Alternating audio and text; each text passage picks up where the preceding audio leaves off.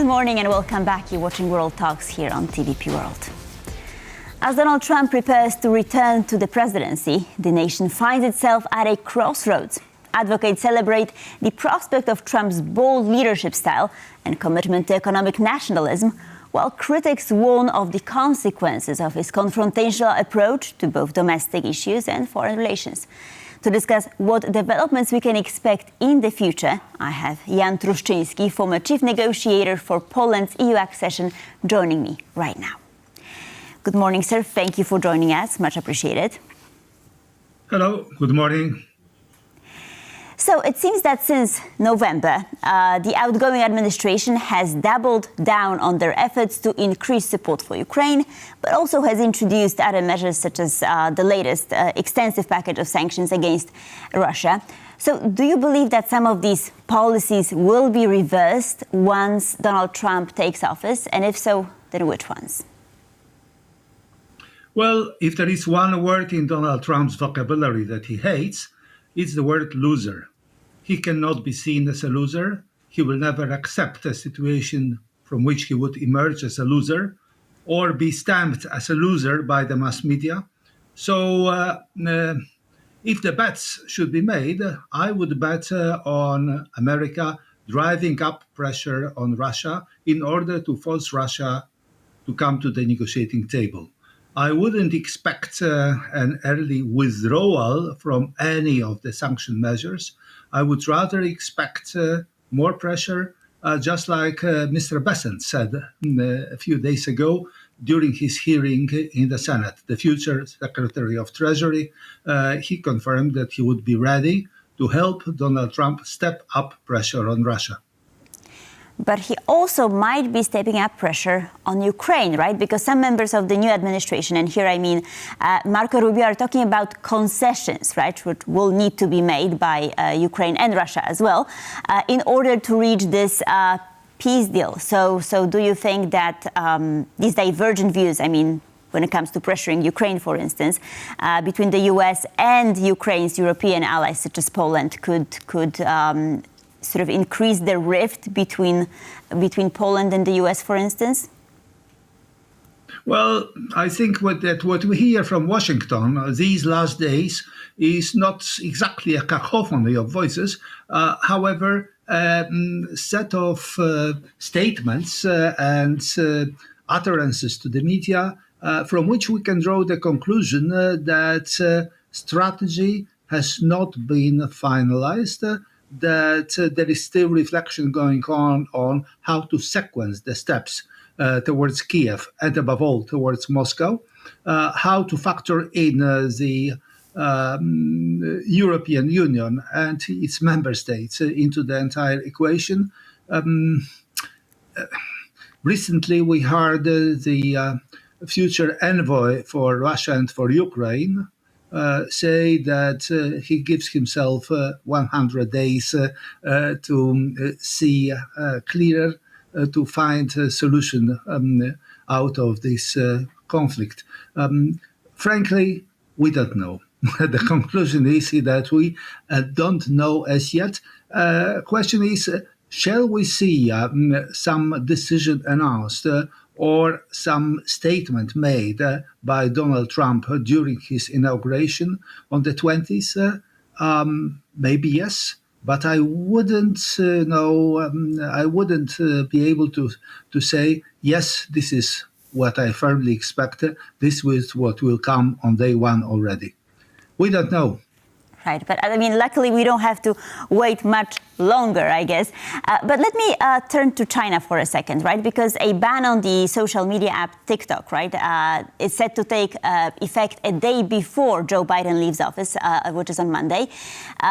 So that leaves the fate of the app in the hands of Donald Trump. So do you think that he will enforce this ban, and what does that mean for the US-China relations? I think I saw a piece of news rushing through my screen yesterday, according to which there seems to have been a conversation between Trump and Xi Jinping on TikTok, which Donald Trump afterwards said was quite good. He was actually pleased with the content and the tonality of the speech. That's one thing. But the other thing is that both superpowers are in contest, and America wants to keep the upper hand. And both Donald Trump and the people he picked to run the ship, such as Marco Rubio or Mike Waltz, or indeed others, are fully behind him, loyal that they are, perhaps too loyal, that remains to be seen, and they are all hawks regarding the overall relationship with China. So, summing it up, there should be a set of early measures designed to push China not into a corner, but not yet, but to invite China to reflect, invite China to come up with solutions allowing America to keep the upper hand in the relationship. Now, China is a superpower already. China will not budge easily. China will come up with countermeasures. The question remains, therefore, how will the sequence of initial steps by America look like, and what will China do in response to that? Will China retaliate, or will China offer a minuscule olive in order to help solve the outstanding problems? Right, but isn't this hawkish approach towards China, and here, of course, I mean tariffs and what you just said, isn't it a little bit risky, of course, in the context of American debt, for instance, right, and sort of what China could do in retaliation? Is it necessary, and isn't it too big of a risk? I mean, how do you sort of assess the situation? Well, overall, if one looks at the main lines of emerging future possible economic policy under Trump's stewardship, it doesn't look well, because it would combine lowering of taxes with increasing customs duties and working on the capital markets. The question is, what will be the consequences of that for the cost of living for average Americans, for the inflation in the United States? Overall, if you look at the economists in America, there is a consensus that what Donald Trump has in mind is not good for American economy. So also here, there remains a large area of uncertainty and guessing what would Donald Trump really start doing once he is in power. Right, and sort of we've already discussed a little bit some members of his upcoming administration, but my question is about Elon Musk, of course. Do you think that he is a liability for Trump? Because, I mean, he's a highly controversial figure. Now we have the EU looking at X, right, his social media platform, what he has been saying about European politicians, AfD, and so on. You know, and he's a private businessman, right? He used to be, at least, because now he'll take on that new role. So is he a liability for Trump? A loose cannon, without any doubt, and potentially a liability for America.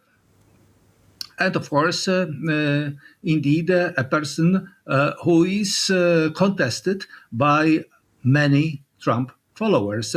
There is this rift between what Elon Musk and the likes of him want regarding the immigration of specialists that the tech industries need, and those in the Trump administration who want to push through a very hard approach overall to migration and to immigration into America.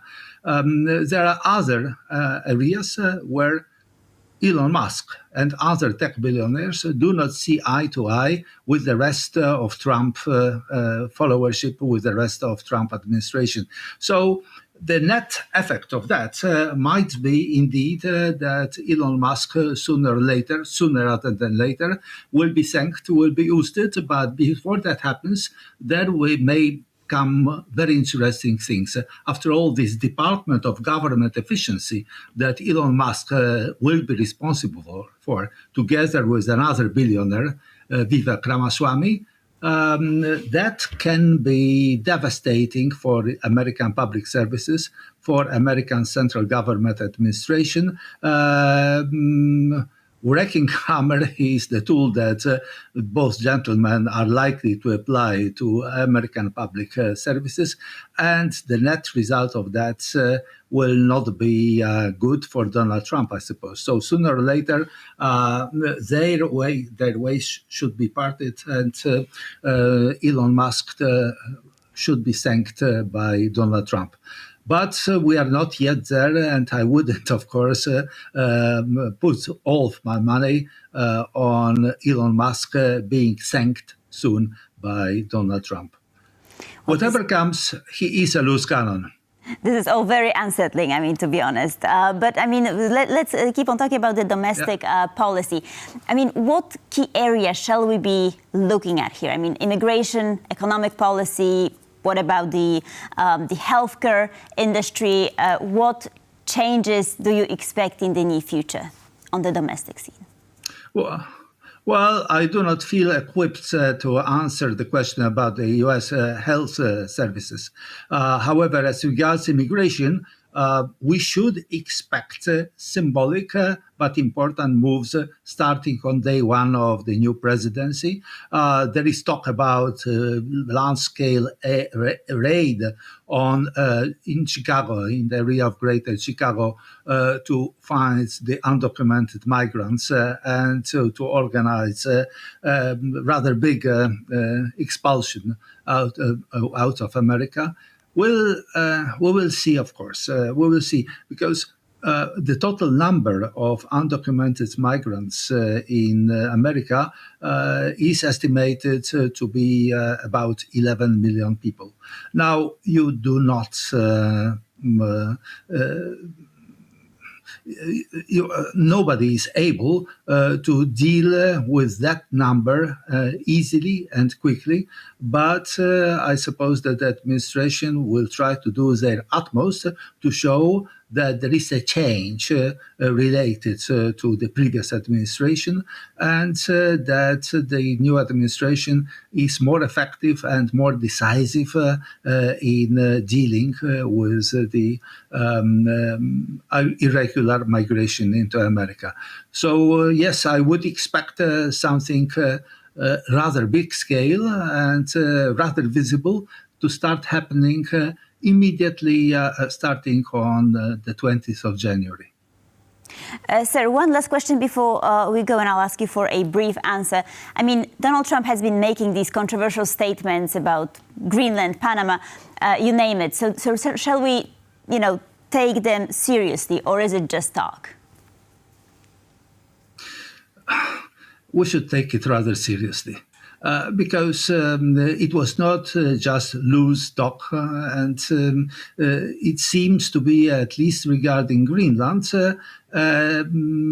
strategy designed to force Denmark and Greenland into accepting a deal that America under Trump wants to achieve. Of course, there is always the alternative. America could easily expand its presence in Greenland, especially military presence, as the outcome of a decent negotiation with Denmark. Denmark is willing. Decent negotiation with the governments in Nuuk, the Greenlanders are willing to. So there is no need, actually, to